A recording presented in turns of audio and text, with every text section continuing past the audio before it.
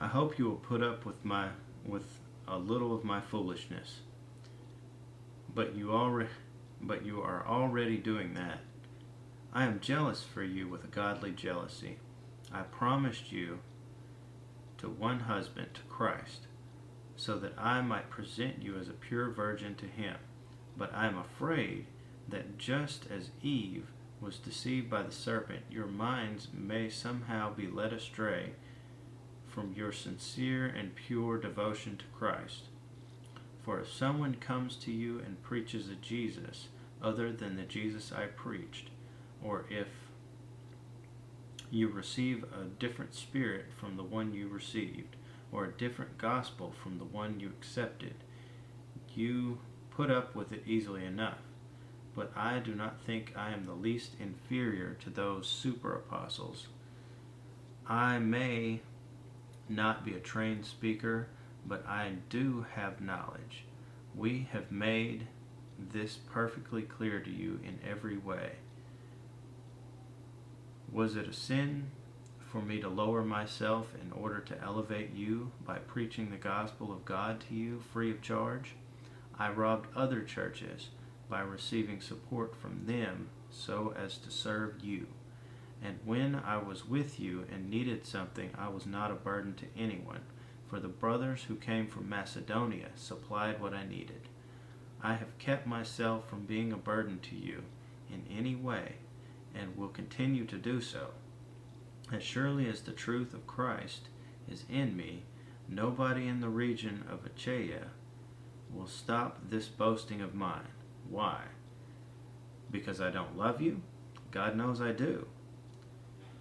And I will keep on doing what I am doing in order to cut the ground from under those who want an opportunity to be considered equal with us in the things they boast about. For such men are false apostles, deceitful workmen, masquerading as apostles of Christ. And no wonder, for Satan himself masquerades as an angel of light. It is not surprising, then, if his servants masquerade as servants of righteousness. Their end will be what their actions deserve. I repeat, let no one take me for a fool, but if you do, then receive me just as you would a fool, so that I may do a little boasting. In this self-confident boasting, I am not talking as the Lord would, but as a fool. Since many are boasting in the way the world does, I too will boast. You gladly put up with the fools, since you are so wise. In fact, you even put up with anyone who enslaves you and exploits you, or takes advantage of you, or pushes himself forward, or slaps you in the face. To my shame, I admit that we were too weak for that. What anyone else dares to boast about, I am speaking as a fool, I also dare to boast about. Are they Hebrews? So am I. Are they Israelites? So am I. Are they Abraham's descendants? So am I.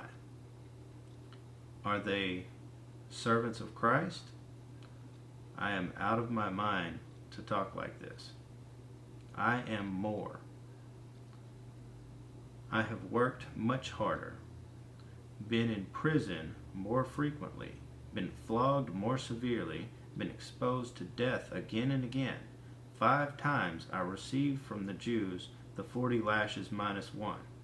3 times I was beaten with rods. Once I was stoned. 3 times I was shipwrecked. I spent a night and a day in the open sea.